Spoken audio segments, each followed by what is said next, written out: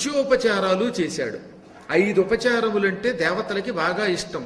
అవి లం పృథివ్యాత్మనే గంధం సమర్పయామి, ఓం హం ఆకాశతత్వాత్మనే పుష్పం సమర్పయామి, ఓం యం వాయుతత్వాత్మనే ధూపమాఘ్రాపయామి, ఓం రం తేజస్తత్వాత్మనే దీపం పరికల్పయామి, ఓం వం అమృతతత్వాత్మనే అమృత నైవేద్యం సమర్పయామి. వీటికి పంచపూజలు అని పేరు. ఈ పంచసంఖ్యోపచారిణి అని అమ్మవారికి కూడా అందుకే పేరు. ఇందులో మొదటిది గంధం, రెండోది పుష్పం, మూడోది ధూపం, నాలుగవది దీపం, ఐదవది నైవేద్యం. ఈ 5ంటిని 5 పూజలు పంచపూజలు అంటారు.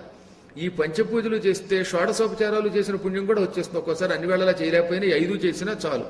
వీటికి ద్రవ్యములు లేకపోతే, ద్రవ్యములు అంటే ఏమిటి? పదార్థాలు. గంధం లేదు, పుష్పం లేదు, సమయానికి ధూపం ఇద్దామంటే అగరత్తులు లేవు, దాంతోపాటు అగ్గిపెట్టే లేదు, దీపారాధన చేయడానికి ఒత్తులు లేవు, నూనె లేదు, అగ్గిపెట్టి లేదు, గిగ్గిపెట్టి లేదు, ఏమీ లేవు. ఏం చేయాలి? అరటిపండు పెట్టి నైవేద్యం పెడదామంటే అది లేదు. అలాంటప్పుడు దానికి ముద్రలు చెప్పారు. ఆ ముద్రలు చేస్తే ఇంకా ఎక్కువ ఫలితం వస్తుందన్నమాట. ఈ పంచసంఖ్యోపచారాలు చేసేటప్పుడు పదార్థాలతో పాటు ముద్రలు కూడా ఇస్తే ముద్రల వల్ల తొందరగా పరమాత్మ యొక్క అనుగ్రహం పొందుతాం. ఇది చిటికెన వేళ్లకి మధ్యలో బొటన వేలులా పెడితే ఓం లం పృథివ్యాత్మనే గంధం సమర్పయామి, ఇది గంధం అన్నమాట.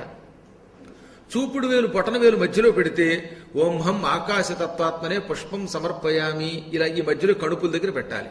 ఇప్పుడు బొటన వేలుతో చూపుడు వేలు మధ్యలో పెట్టండి. దీనికి ఓం యం వాయుతత్వాత్మనే ధూపమాఘ్రాపయామి, ధూపానికి ఇది ముద్ర అన్నమాట.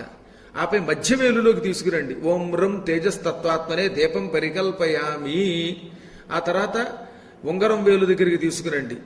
ఓం వం అమృత తత్వాత్మనే అమృత నైవేద్యం సమర్పయామి. మనం ఒకవేళ ఈ మంత్రం ఉచ్చరించలేకపోయినా కనీసం ఇదిలా పెడితే స్వామి నైవేద్యం అని చూపిస్తే నైవేద్యం ఇచ్చినట్టే. ఇవి పంచపూజలు.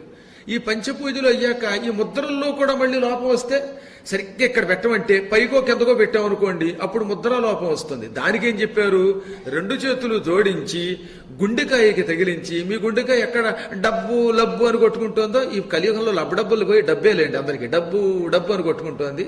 ఏదో ఇలాంటి జ్ఞానులను పక్కన పెడితే ఇప్పుడు ఈ గుండెకాయ దగ్గర చేర్చి ఓం సం సర్వాత్మనే సర్వోపచార పూజా పరికల్పయామి అంటే సకలోపచారములు చేసినట్టే. ఇది ఎప్పుడో మంత్రశాస్త్రంలో రామచంద్ర ప్రభు హనుమంతుడిని ప్రతిష్ఠించినప్పుడు చెప్పాడు. అంతఃపూర్వం ఉమామహేశ్వర సంవాదంలో పార్వతికి పరమేశ్వరుడు చెప్పాడు. ఆదిశంకరాచార్యులు వారి ఈ ముద్రలన్నిటినీ చెప్పినవాడు ఆయన ఒకడు. ఎప్పుడైనా పెద్దలకి ఇలా ఉపన్యాసాలకు వచ్చినప్పుడు నమస్కరించాలంటే ఇలాంటి నమస్కారం సామాన్యమైనది.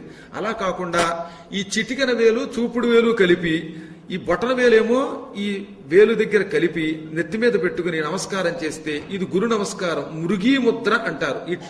ఇది మృగీ ముద్రాం ప్రదర్శయత్. ఇలా ప్రదర్శించి గురువు గారికి నమస్కరిస్తే అపచారాలు పోతాయి.